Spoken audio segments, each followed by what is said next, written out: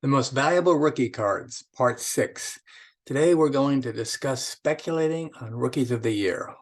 One would think that as we're kind of tracking new players into Major League Baseball, but those that would be future prospects and certainly valuable cards in one's collection would be individuals who were elected to Rookie of the Year. So we're going to go a little bit on the background of Rookie of the Year and then talk about players that made the Hall of Fame, have potential to hit the Hall of Fame, and those that were kind of burnouts. So the Rookie of the Year really ranged from 1947 to the present, and the title was changed to Jackie Robinson Award in 1987, and the plaque below represents that reward. The criteria to be considered as a rookie in order to be Rookie of the Year is one will not be considered a rookie unless he has exceeded the following thresholds in any previous season: 130 at-bats, 50 innings pitched, or 45 days on an active roster prior to September 1st. So originally, before it was designated as the Rookie of the Year award, beginning in 1940, it was called the J. Lewis Kaminsky Memorial Award. And the players who were elected to receive this award were voted on by the Baseball Writers Association of America. And it was selected an annual winner from 1940 through 1946, as Rookie of the Year began in 1947. So the winners were in 1940, Lou Boudreau; 1941, Pete Reiser; 1942, Johnny Beasley; 1943, Billy Johnson; 1944, Vin Wassell; 1945, Dave Ferris; and 1946, Eddie Watkins. So unless you're a true vintage baseball fan, many of these individuals will not be household names to you, perhaps except for Lou Boudreau, who was a popular player. Could you be voted as Rookie of the Year twice? Well, it turns out that would be possible. Players can be rookie eligible and considered for rookie awards in multiple years. Greg Jeffries came in 6th in 1988 after a hot September, and came in 3rd in 1989 as he played a full season. In the 2020 and 2021 season elections, we have 4 players: Ryan Mountcastle, Ian Anderson, Ken Bryan, and Sixto Sanchez. So that even though these players can be nominated and up for eligibility twice, none of these particular players actually made it to get the designation of Rookie of the Year or the Jackie Robinson Award. Rookie of the Year has been shared twice. In other words, during a particular season and for a particular league, there were 2 winners. Those 2 were 1976 National League, Butch Metzger as well as Pat Zachary. And then again, in 1979, American League Rookie of the Year, John Castino and Alfredo Griffin. So some Rookie of the Year trivia that just might be of interest to you is that teams producing the most Rookies of the Year were the 18 in the Dodgers franchise and 9 in the New York Yankees franchise. So we'll be kind of highlighting as we go through the various winners of those that were Dodger players.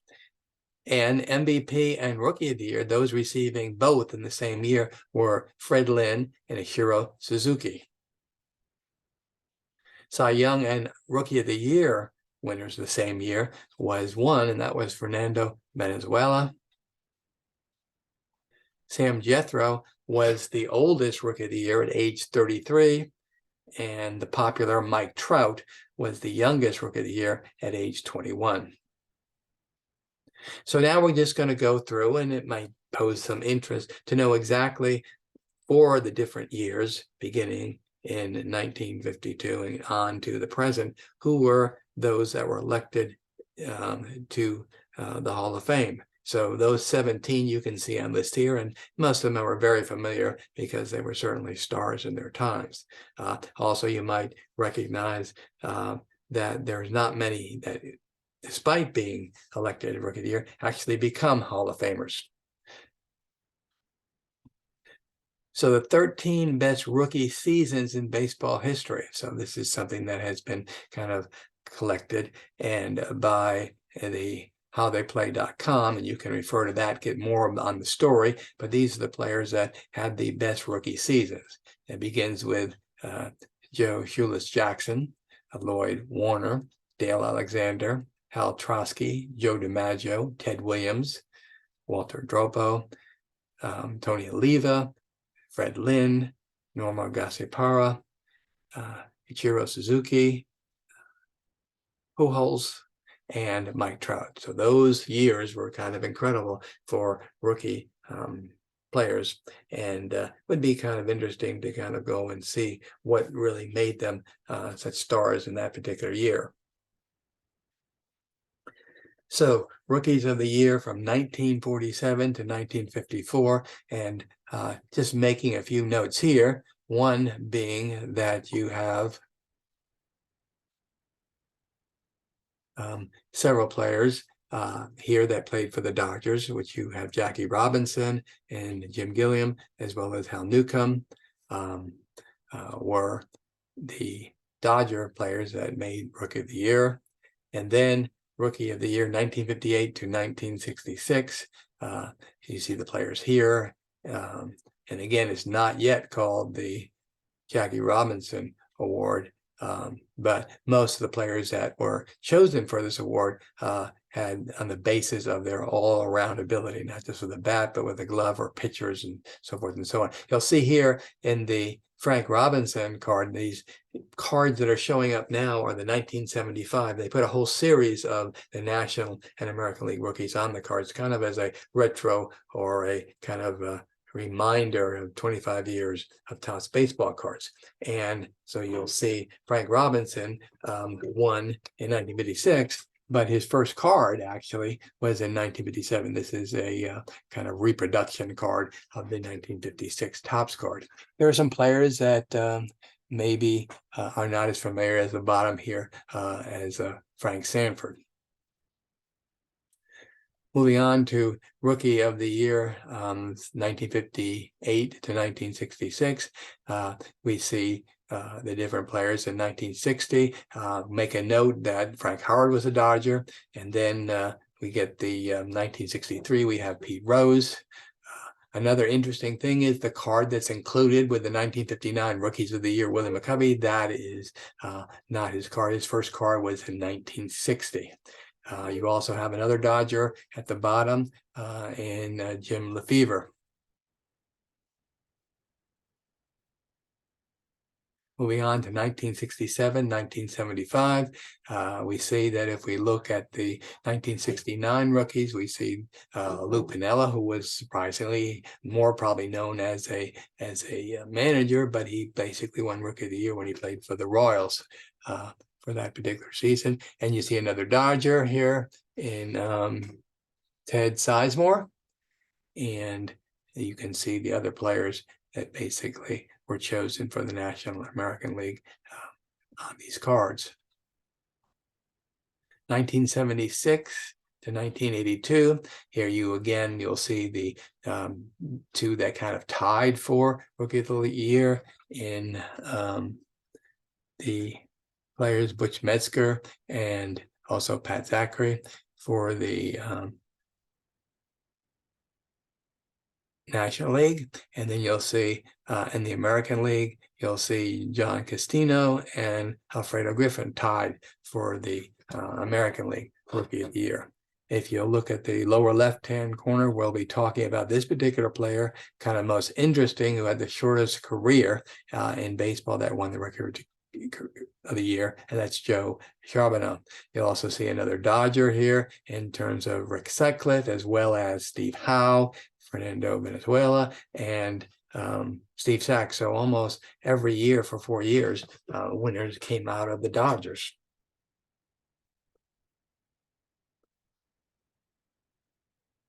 (1983 to 1991), we'll see that you had kind of back-to-back Rookie of the Years for the Mets and Darryl Strawberry and Dwight Gooden. You'll also see we had back-to-back players that made the Rookie of the Year from the Oakland A's with Jose Canseco and Mark McGwire. And you'll see that there was also the next year another athletic who was Walt Weiss.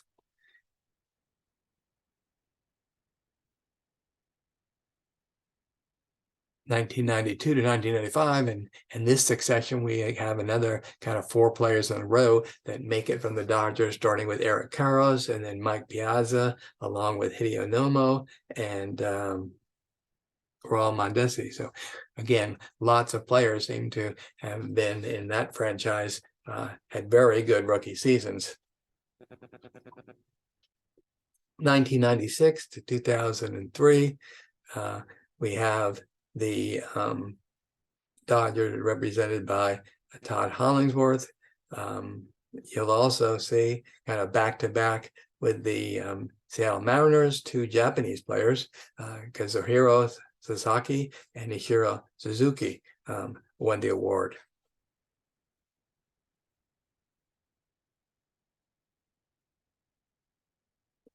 From 2004 to 2012, we see 2 players that are renowned now and possibly future Hall of Famers, which would be Mike Trout and Bryce Harper, who both won that same year for the American and National League.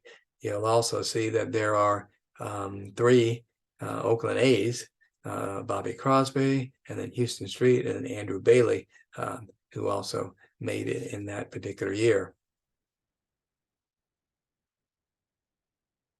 2013 to 2021, and this is sort of takes us up to where we are now. These are the players, and we'll talk a little bit more about some of them on this list that are potential Hall of Famers.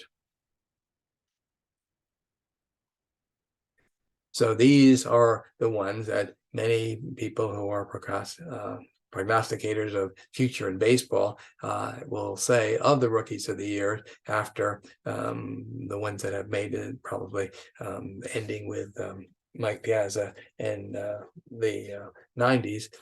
We have Albert Pujols, Ishiro Suzuki, Adrian Beltran, but it's really Carlos Beltran, who is the Rookie of the Year, should be represented. And we have Justin Verlander, we have Buster Posey, Mike Trout, Bryce Harper, Carlos Correa, Shohei Ohtani, and Ronald Acuna. Now, maybe or maybe not that they'll make the Hall of Fame, and maybe there's others in that list that have a great potential to make it. But just to show you that there are more than just those 17 that were basically have made the Hall of Fame that have potential to make the Hall of Fame. Now we have a look at the fact that all those ones who did make it, those 150 plus that did not make it yet, or maybe never will, that being Rookie of the Year doesn't guarantee fame and fortune in the Major League Baseball. And these are some examples of probably individuals that most people who are not baseball fans have never heard of. Chris Coughlin, as well as Bobby Crosby, Angel Baroa, Jason Jennings, Eris Hinsky, Todd Hollingsworth, Bob Hamlin, Pat Listash, Joe Charbonneau, and Jethro. Okay, so if we move on, it's interesting. We'll take a little time with these players. These are Major League players who took the league by storm. In other words, obviously, their rookie season, they were stars in terms of being voted into that award. But if we call their careers, we find that they kind of fizzled shortly thereafter. It wasn't very successful careers for these individuals. And we'll just look at them briefly. So as we talked about before, Butch Metzger is a right-handed pitcher. He was drafted in 1970, and his years in the big leagues was 1974 to 1979. In 1970, he was the 41st draft pick at age 18 out of high school, given a $27,000 bonus. In 1974, he made his National League Major League Baseball debut. In 1976, he won that Rookie of the Year. He tied with Pat Zachary for the National League. Metzger tied during his rookie year Hook Wiltz, who's shown here in the corner, a 72-year-old major league record by winning the first 12 decisions of his career. He starts out with a real bang and even breaks a record that was held for 72 years. He established a rookie pitching record with 77 appearances during his rookie year.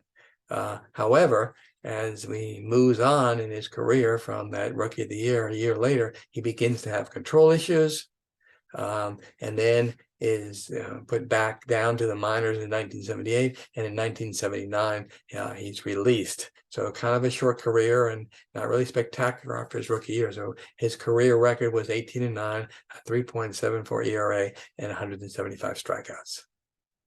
Another rookie who started off with a bang but fizzled was John Castino.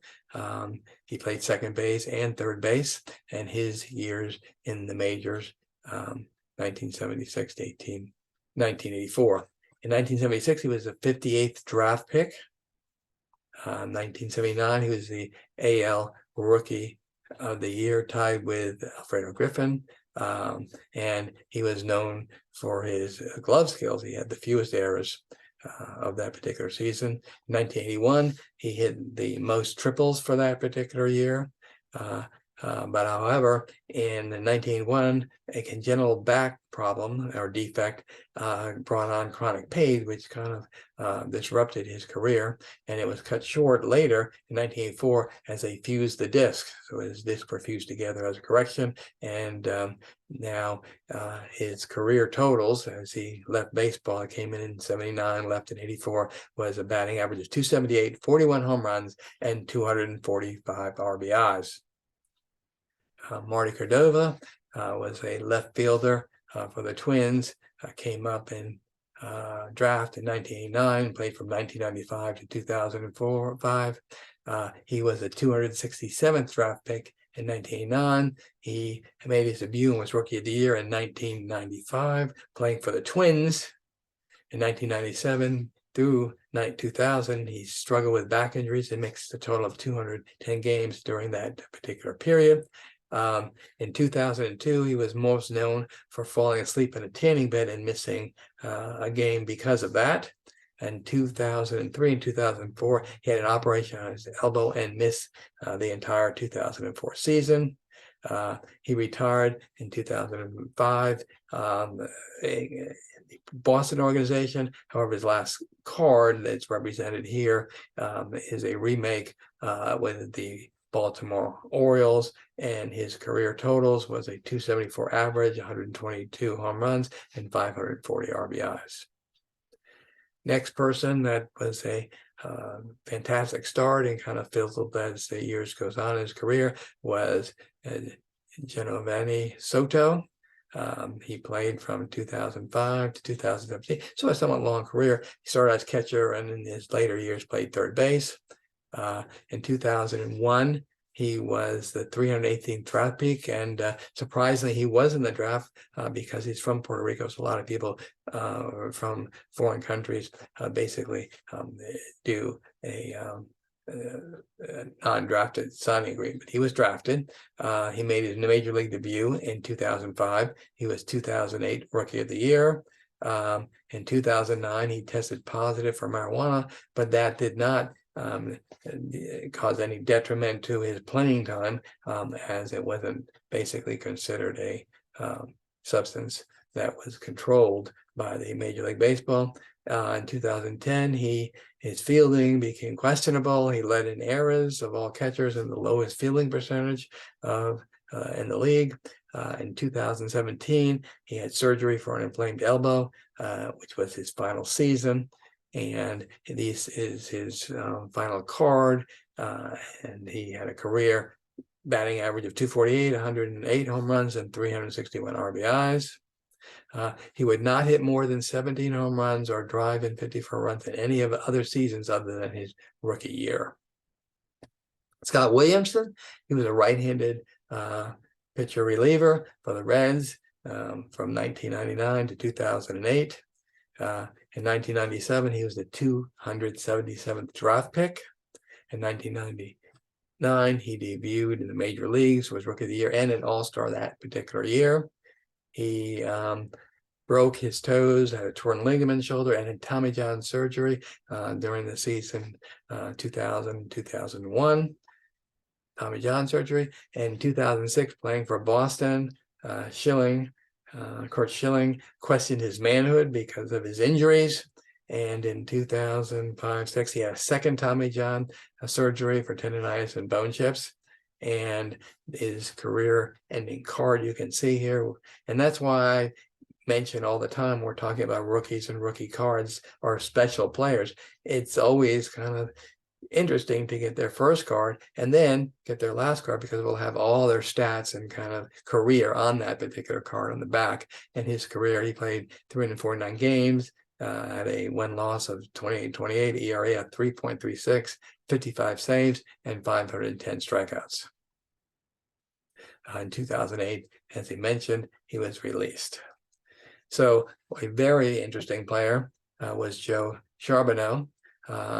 Came up in the big leagues in 1980. He was the worst drop-off in performance following his rookie year. So we're talking about people fizzling, but this is just a avalanche of a drop-off for a player. Actually, he holds a record for the fewest major league career games played in the major leagues by a rookie of the year. So he was a 35th pick by the Phillies in 1976. In 1980, he was rookie of the year after 131 games, a 289 batting average, 23 home runs, and 87 RBIs for the Indians. In 1981, he had back injury and during spring training, and the season was also interrupted by a strike, at which time, compared to his rookie year, he had 138 bats, a 211 batting average, 4 home runs, and 18 RBIs. In 1992, as he was sent down to the minors, Charbonneau gave a jeering fan an obscure gesture, and this led to his quick release. So very short time that was in the major leagues, though he was considered when he first came in to the Indians, as he was traded by the Twins to the Indians. He was going to be super. He was going to be the next Rocky Colavito and the savior for the Cleveland Indians. And as history would have it, that didn't turn out that way. So if you are interested in learning additional information about the baseball card industry, the history of baseball cards, profiting and investing in baseball cards, or ideas to bring the fun back to collecting, be sure to follow us below. Feel free to view our library of YouTube videos, and please take a moment to hit the subscribe button. Also, check out our eBay store, where we have available for sale many of the cards shown in these videos.